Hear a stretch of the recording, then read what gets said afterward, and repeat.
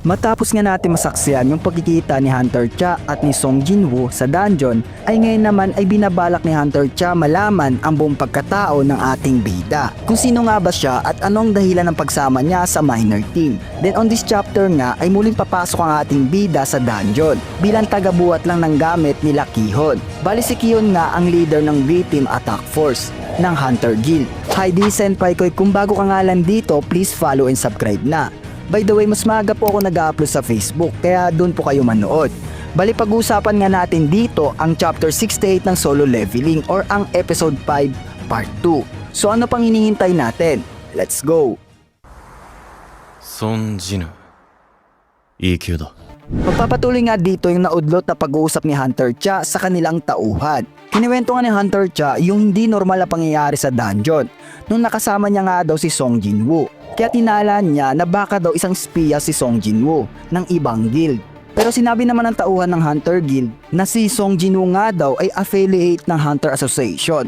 Kaya yung pagbibintang ni Hunter Cha na isang espiya ang ating bida ay walang kabuluhan. Nagulat nga si Hunter Cha nung marinig iyon, kaya tinanong niya sa kanyang tauhan kung kilala ba daw nito si Song Jinwoo. Sumagot naman nito kay Hunter Cha na parehas nga daw sila ng kanyang guildmaster na si Mr. Choi, na gusto ring malaman ang buong pagkatao ni Song Jinwoo. Dinirekta nga si Hunter Cha ng kanyang tauhan na yung patungkol nga daw kay Song Jinwoo ay mahirap mahalungkat ang data. Sa kadahilanang pinipigilan sila ng Hunter Association na malaman ito.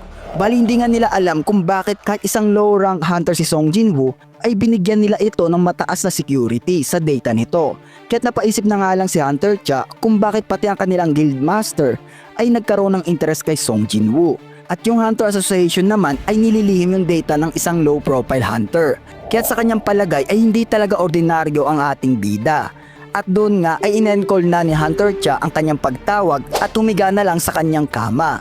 Nag-iisip nga ito ng malalim about kay Song Jinwoo. Kung bakit nga daw sa lahat ng nakasalamuhan niyang hunter ay si Song Jinwoo lang daw yung kakaiba at nagbubukod tanging tao na may nakakainganyong amoy. To be specific nga, para kay Hunter Cha, si Song Jinwoo ay isang unique na hunter na ibang-iba sa nakilala niya before. Matapos nga iyon ay dadako naman tayo sa magaganap na raid. Sa panel nga na ito, kung inyong makikita ay nagkaroon ng flashback ang ating bida.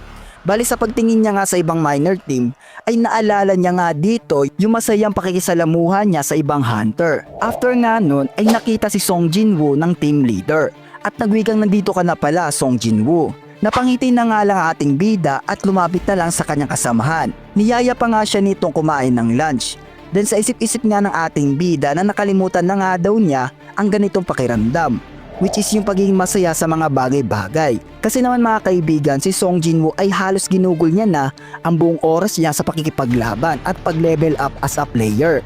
Kaya ang ganitong selebrasyon ay nakalimutan niya na. Pinuri nga ng team leader ang kanyang miyembro at sinabi magpahinga muna daw sila saglit bago mag-proceed sa afternoon work, which is yung gaganapin na raid. Habang nagpapahinga nga sila ay merong isang hunter na lumapit sa mining team at tinanong kung posible ba daw humiram ng isang tao sa mining team upang maging porter nila o tagadala ng mga gamit. Nagtaka na nga lang isang minero kung bakit nga daw sa kanila pa nagtanong yung hunter, knowing na mas marami malalakas sa collector team na kaya nga daw magbuhat ng heavy load.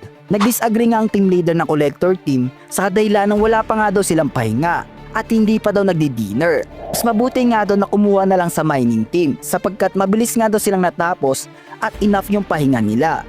Nung marinig nga ito ng team leader ng mining team ay napaisip siya. Ang rason nga daw ng maaga nilang pagkakatapos sa trabaho ay dahil sa kasipagan ni Song Jinwoo. As you can see nga sa panel na ito ay todo pa rin sa pag-aaya ang hunter na si Ki-hon, kung sino ang magre-representa bilang porter nila. Wala nga ni isang nangahas tanggapin ng alok ni Ki-hon. Kahit nga daw palakihin pa yung sahod nila ay hindi pa rin daw ito sapat. Sa kadahilanan po pwedeng mapunta sa peligro ang kanilang buhay. In-explain nga ng team leader kay Ki-hon kung bakit walang gustong tanggapin ang alok niya. Kahit nga B-rank lang yung papasukin daw na dungeon ay hindi pa rin daw nila ito tatanggapin. Lalo't ang hinihiling pa daw ni Ki-hon ay magkaroon ng porter sa isang A-rank dungeon. Kung tutusin ay parang suntok sa buwan or napaka-imposible itong mangyari. Karagdagan pa ang sabi ng team leader, ang kanyang mining team nga daw ay binubuo halos ng D-rank at E-rank. Kung isa nga daw dito ay magre-representa ay malaki yung chances na ang simpleng pinsala sa kanyang tauhan ay enough na upang masawi ito sa isang A-rank dungeon. Bali pinaparealize nga ng team leader kay Kihon na hindi nila isusugol ang kanilang buhay para lang sa uunting salapi. Kahit nga narinig ni Kihon ang sinabi ng team leader sa mining team, ay muli siya nagtanong at nagbabaka sakali ulit na merong gustong sumama sa kanila at magrepresenta. At sa hindi inaasahan ay merong tumaas ng kamay at ang tao na ito ay walang iba kundi si Song Jinwoo. Nagulat nga ang lahat ng mining team nang malaman na gustong sumama ni Song Jinwoo sa mapanganib na dungeon. Kaya nagtanong sila sa ating bida at nagbabaka sakali na baka nagkamali lang si Song Jinwoo ng desisyon. Nagtanong nga sila sa ating bida na isang A-rank lang siya. Ang pagpasok nga daw sa A-rank dungeon ay masyadong mapangarip sa katulad niyang low profile hunter. Pero kahit anong sabihin nga ng kanyang kasamahan ay hindi nga ito nagpaudlot sa kagustuhan niya at gustong ipagpatuloy ang pagsama sa raid. Sa isip-isip nga ng ating bida ay maganda nga daw itong opportunity, knowing na makakapasok siya at masasaksiyan ng isang A-rank dungeon kasama ang attack force. Humingi nga ng pasensya kasama ni Song Jinwoo kay Hunter Kihon. Napagpasensyahan na nga daw nila si Song Jinwoo sa pagbarabara nito ng desisyon sa kadahilan ng bago nga lang daw ito sa kanilang mining team. Kaya tinanong ni Kihon kung ano nga ba daw ang rank ng ating bida. Nag-response naman ng lalaki na isa lang daw i-rank si Song Jinwoo. Kaya't mas maigi nga daw na humanap na lang sila ng iba upang maging porto nila Kihon. Pero doon nga ay napagpasya na ni Kihon na isasama daw nila si Song Jinwoo. At doon nga ay nagpakilala na sa isa't isang dalawa at pinasuot na kay Song Jinwoo ang malaking bag na kakailanganin nila sa raid. Tinanong pa nga ni Kihon kay Song Jinwoo kung okay lang ba daw siya. Sa dahilan na mabigat nga daw yung bag na dala nito, pero nag-response naman ang ating bida na okay lang siya at halatang walang iniindang bigat. Nung masilayan nga ng ating bida ang dungeon ay namangha siya sa kadahilan ng para sa kanya ay mas malaki nga daw ito compare sa A-rank dungeon na pinasok nila Hunter Cha. Minika nga ni Kihon na yung nakaraang araw nga daw yung unang pagwitis ng ating bida sa isang A-rank dungeon kasama ang mining team. Kaya't for sure na ito nga daw ang pangalaw niyang masisilayan ng isang A-rank dungeon. Base nga sa panel na ito mga kaibigan, ang dungeon gate na papasukin nila Song Jinwoo ay mas mahina ang magical energy na dumadalig dito compare sa dungeon na pinasok nila Hunter Cha. So sa madaling sabi, may mahihinang monster dito. Din sa pamamatiyag nga ni Song Jinwoo sa B-team ng Hunter Guild, ay doon niya napansin na hindi ito basta-basta compare sa A-team. Kung ibubukod nga daw or hindi isasali ang dalawang S-rank hunter na sila Hunter Cha at si Choi Jong-in sa A-team, ay malayo nga daw ang diferensya ng agwat ng lakas nila. Sa kadahilan ng binubuo ang B-team ng 11 na A-rank hunter at 6 na B-rank, which is ito ang team na merong pinakamaraming membro ng Hunter Guild. Kaya't ganoon na lang sila kakumpiyansa ihati yung force nila into 2 groups. Kung ganoon naman pala kalakas at high profile yung mga hunter sa guild nila Hunter Cha. At dito nga sa panel na ito ay nagudyat na si Kihon na pasukin na nila ang dungeon. Pero habang naglalakad nga sila ay may naramdaman na hindi maganda ang ating bida sa dungeon na ito, na similar na naramdaman niya sa red gate na pinasok nila, which is yung nakalaban nila yung mga Yaki. Pero sa kanyang palagay nga daw ay baka kinakabahan lang siya, knowing na first time niya mapasama sa actual raid ng A-rank dungeon. Karagdagan pa nga sabi ng ating bida na hindi naman daw siya kasama sa attack force, kaya't wala daw siyang dapat ipag-alala pa. Kumbaga mag-focus lang si Song Jinwoo as a porter at doon na mga kaibigan ay mag-uumpisa na. Na-detect na ng system ni Jinwoo ang pagpasok nila sa dungeon. Habang naglalakad nga sila ay may kumausap sa ating bida na babaeng hunter na kasama nila ngayon. Winika nga ng babae na wag daw mag-alala si Song Jinwoo sa kadahilan ng mga veterano o magaling na hunter ang kasama nito. Sa palagay nga ni Song Jinwoo, ang babaeng nasa harapan niya ngayon ay isang A-rank healer. Bali naalala niya nga dito ang dating kasama niya na si Johe na isa namang B-rank healer. Kung tutusin nga daw ay napaka-fit ni Johe mapabilang sa raid na ito, kung hindi nga lang daw ito nagkaroon ng matinding trauma.